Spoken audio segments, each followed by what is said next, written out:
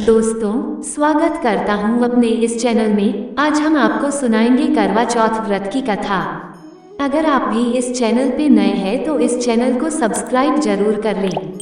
सालों पहले एक शहर में साहूकार रहता था, जिसके 7 बेटे और एक बेटी थी। बेटी का नाम करवा था। साहूकार ने अपने बच्चों का पालन पोषण काफी शाही तरीके से किया था। सभी भाई अपनी इकलौती बहन को बहुत मानते और उस पर अपनी जान छिड़कते थे। उन्होंने उसकी शादी एक अमीर साहूकार के साथ एकदम शाही तरीके से की। एक दिन करवा ससुराल से अपने मायके आई। सभी भाइयों ने उसका जोरदार स्वागत किया। उन्होंने पहले अपनी बहन को खाना खिलाया और फिर खुद खाया। इसके बाद सभी एक साथ बैठकर बचपन की यादें साझा करने लगे। इसी तरह कुछ दिन बीतते चले गए।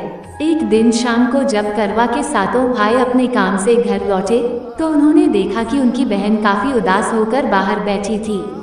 अपनी बहन करवा को उदास देखकर सभी भाई चिंतित हो गए। वो तुरंत उसके पास गए और उदासी का कारण पूछने लगे। इस पर करवा ने बताया कि उसने अपने पति के लिए करवा चौथ का उपवास रखा है और चांद के इंतजार में सुबह से ही भूखी प्यासी है। जैसे ही चांद निकलेगा वो उसे देखकर अपना उपवास तोड़ेगी। ये सुनकर भाइयों का भी मन उदास हो गया। वो सभी करवा के इस कष्ट को नहीं देख पाए, खासकर उसका सबसे छोटा भाई जिसे करवा से सबसे अधिक स्नेह था। बहन को भूखा प्यासा देखकर सभी भाई कुछ ऐसा उपाय सोचने लगे जिससे वो अपनी बहन का कष्ट दूर कर सकें। तभी उन्हें एक तरकीब सूझी। सभी भाई तुरंत एक पीपल के बड़े से पेड़ के पास पहुँचे। उनमें से सबसे छोटा भाई एक जलता हुआ दीपक लेकर उस पेड़ पर चढ़ गया और उसे एक छलनी में रखकर वहीं छोड़ दिया। इसके बाद पूरे गांव में हल्ला हो गया कि चांद निकल आया। करवा भी उस जलते दीपक को चांद समझ बैठी और जल्दी से पूजा पूरी कर अपना उपवास खत्म करने के लिए बैठ गई। जैसे ही उसने खाने का पहला निवाला उठाया, उसकी नज़र भोजन में पड़े बाल पर पड़ी।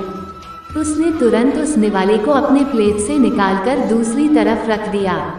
इसके बाद उसने दूसरा निवाला अपने मुंह में डाला। तभी उसके दांतों में एक कंकड़ा फंसा। उसने झटपट उस निवाले को भी प्लेट से हटा दिया।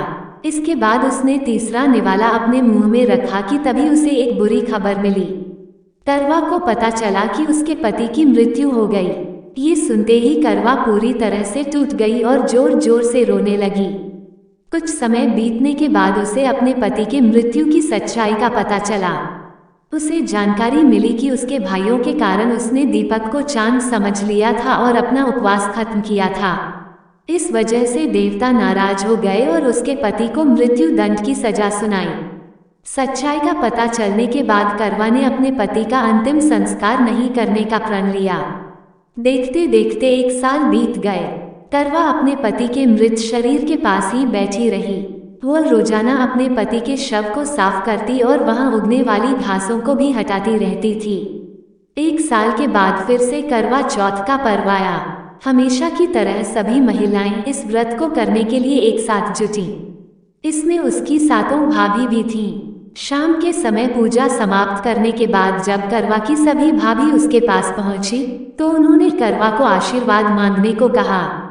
इस पर करवा ने सभी से एक एक करके अपने पति को जीवित करने का वरदान मांगा। करवा की यह मांग उसकी भाभी पूरी नहीं कर सकती थी। उन्होंने करवा को समझाया भी, लेकिन वह नहीं मानी। फिर उसकी एक भाभी ने बताया कि उसके छोटे भाई के वजह से ही ऐसा हुआ है, तो उसकी छोटी भाभी ही इस स्थिति को ठीक कर सकती है। ये सुनकर करवा अपनी छोटी भाभी के पास गई और उनके पैर पकड़कर अपने पति को जीवित करने का आशीर्वाद मांगने लगी। पहले तो उसकी छोटी भाभी ने बहुत टाला, लेकिन अंत में उसकी छोटी भाभी ने अपनी तर्जनी उंगली को काटकर उसमें से अमृत की एक बूंद करवा के मृत पति के ऊपर डाल दी। जैसे ही अमृत की बूंद उसके ऊपर गिरी, वह जिंदा हो गया और जय श्री गणेश के नारे लगाने पड़े। इस घटना के बाद से ऐसी मान्यता है कि करवा चौथ का व्रत करने से गौरी शंकर खुश होते हैं और महिलाओं के सुहाग की रक्षा का वरदान देते हैं।